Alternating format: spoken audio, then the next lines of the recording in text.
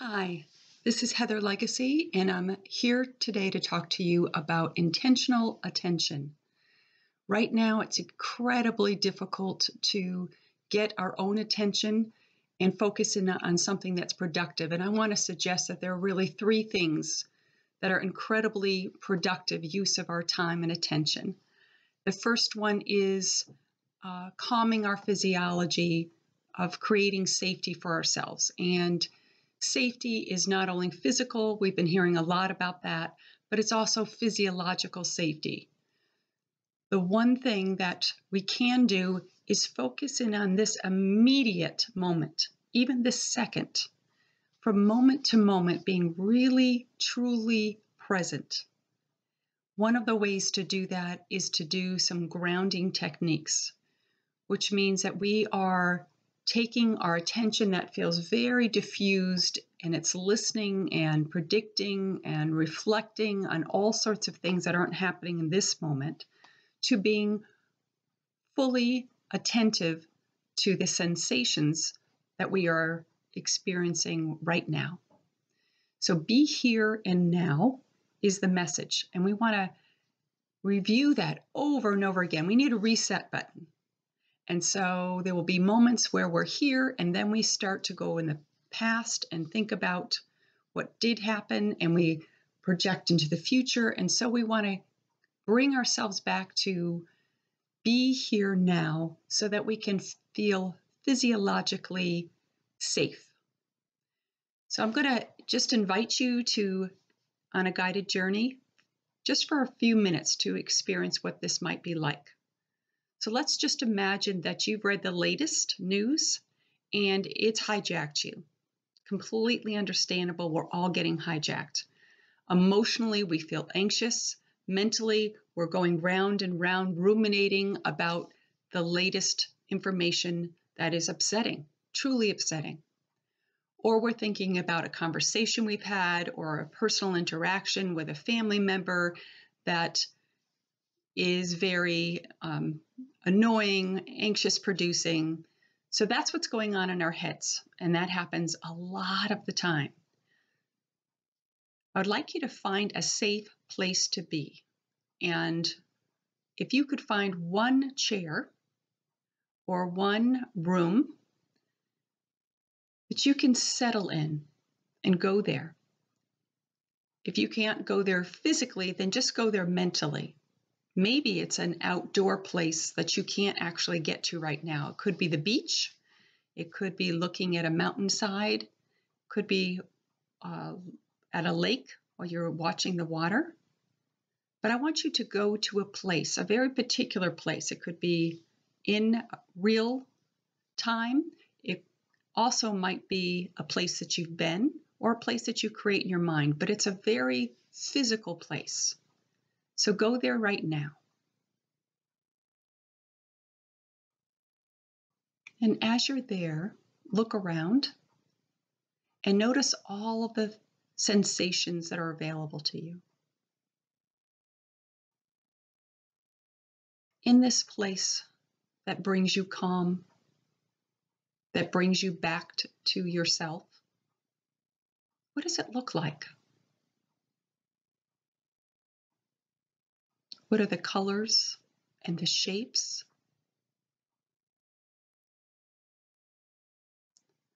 What are the textures that you can see? Take in all the images that visually are pleasing to you.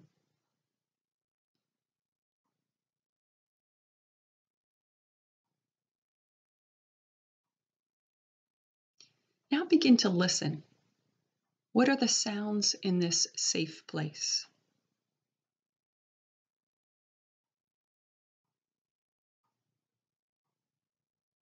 Birds, wind, a clock ticking, the lap of the water, a wave coming in.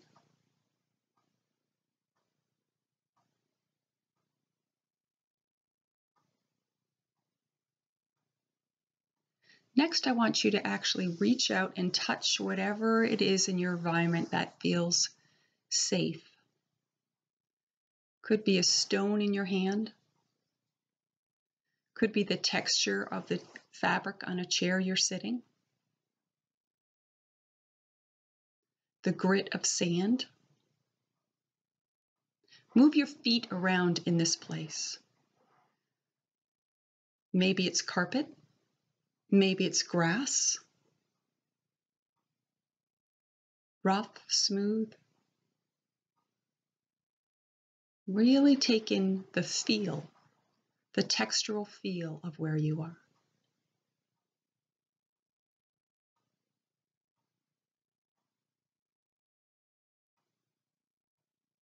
I want you to begin to notice that when you're in a place of your choosing, whether it's a physical space or a place that you have created in your mind, a safe place, your body moves from physiological distress to physiological calm.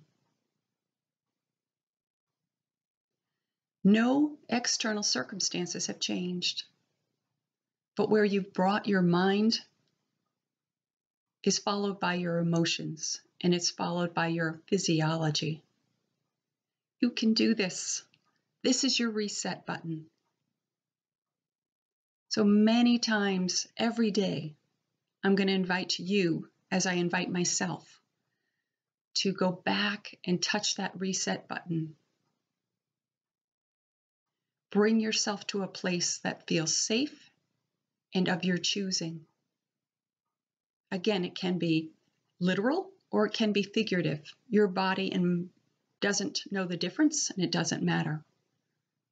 It's wherever you take yourself in your mind that will give you a physiological shift, and then your emotions will change too.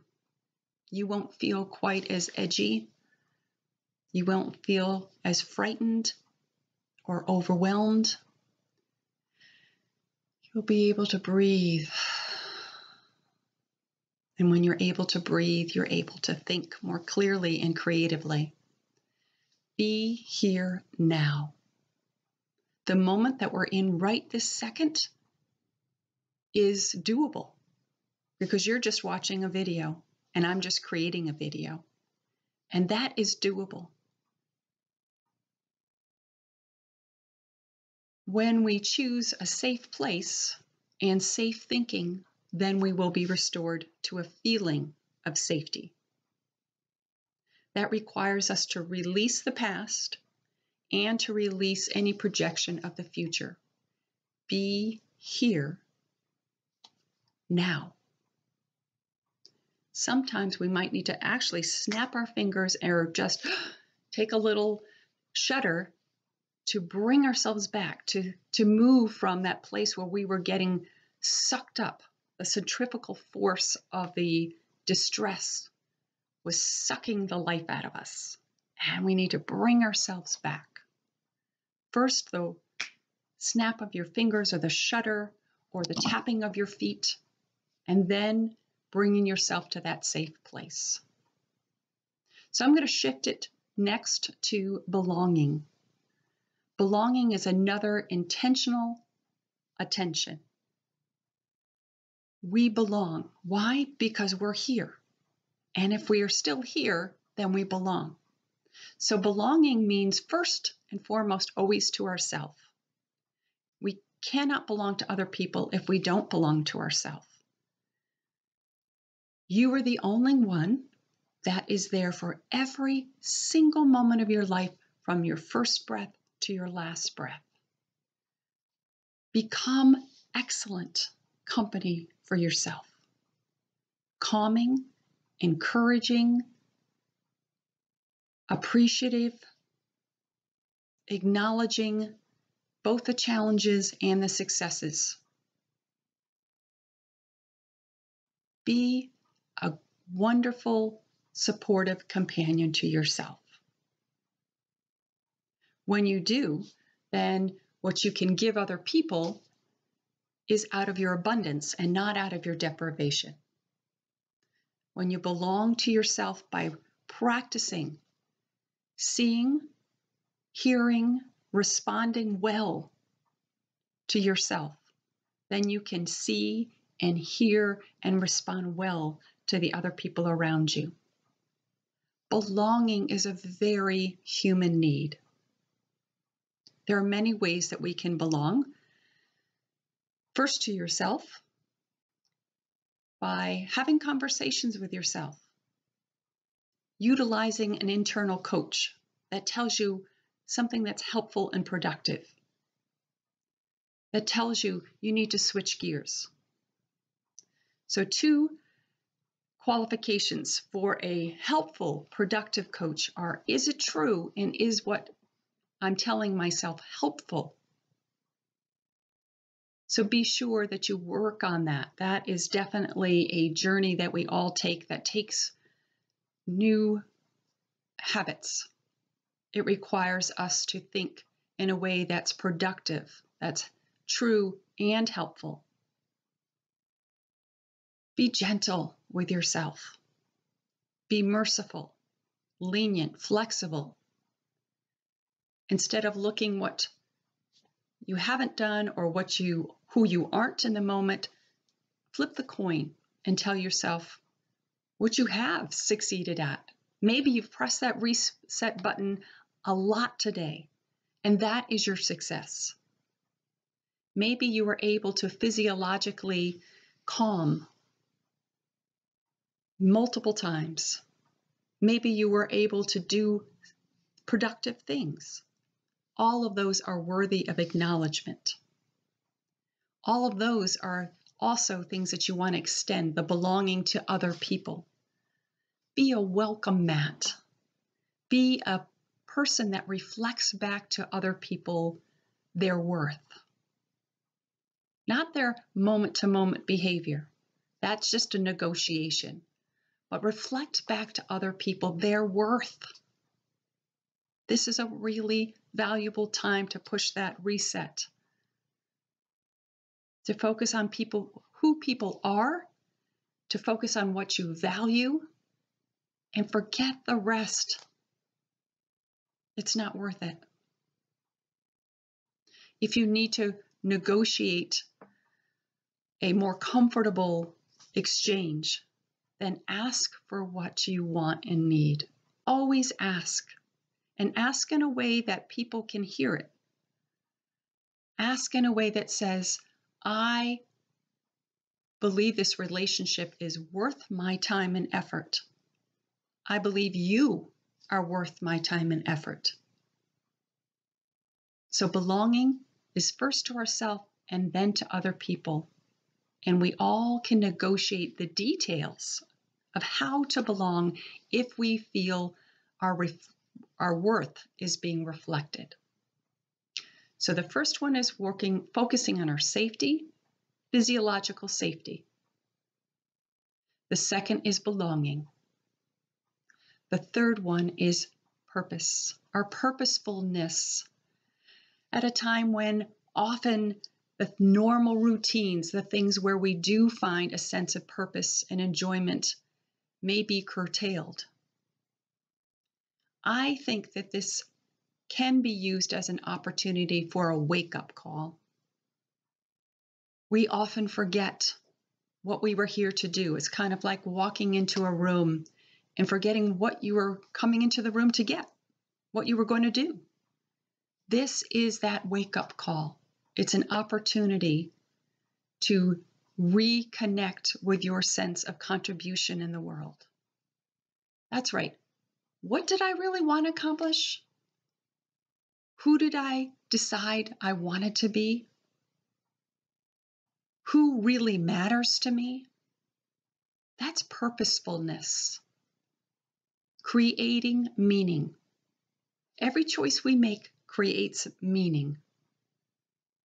I'm encouraging you right now to create a new sense of purposefulness, creating a new normal.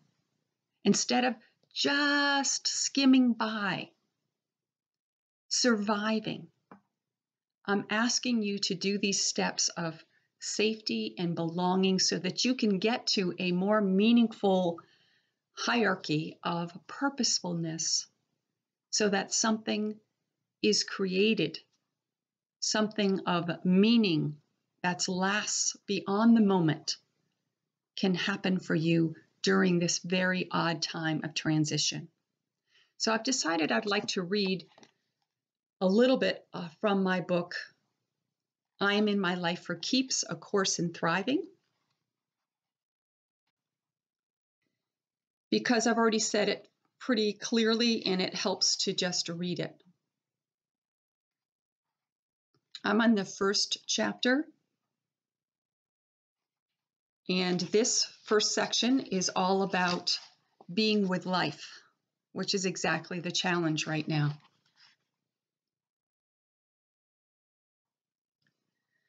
The first step is always begins with being fully present to what is happening right now.